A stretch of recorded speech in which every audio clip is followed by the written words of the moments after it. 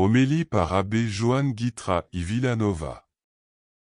Barcelona, Espagne. Celui-ci est le roi des Juifs.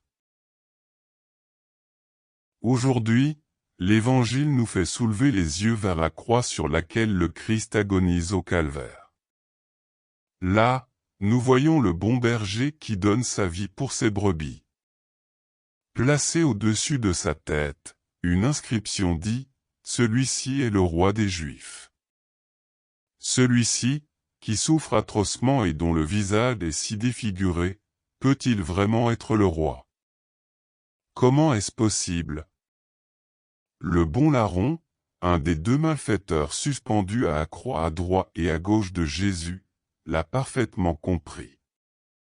Il lui dit, d'une voix suppliante, « Jésus, souviens-toi de moi quand tu viendras inaugurer ton règne. » La réponse de Jésus est réconfortante et assurée. « Amen, je te le déclare, aujourd'hui, avec moi, tu seras dans le paradis. » Oui, avouons donc que Jésus est le roi.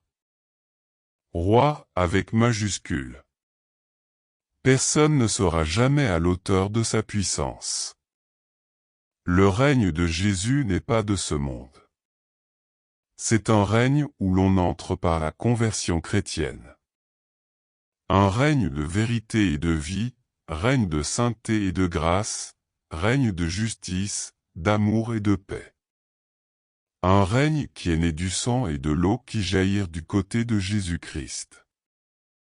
Le règne de Dieu fut le sujet principal du prêche du Seigneur. Il invitait tout le monde sans cesse à y entrer.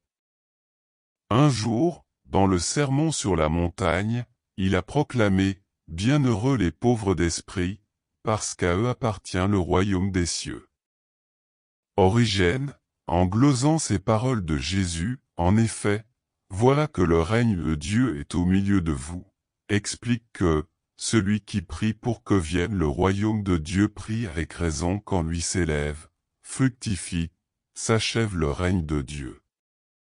Et il ajoute que le royaume de Dieu en nous, alors que nous progressons toujours, atteindra sa perfection, quand s'accomplira la parole de l'apôtre, lorsqu'il aura soumis tous ses ennemis, le Christ remettra le royaume à Dieu le Père, afin que Dieu soit tout en tous. L'auteur nous exhorte à dire toujours, que ton nom soit sanctifié, que ton règne vienne.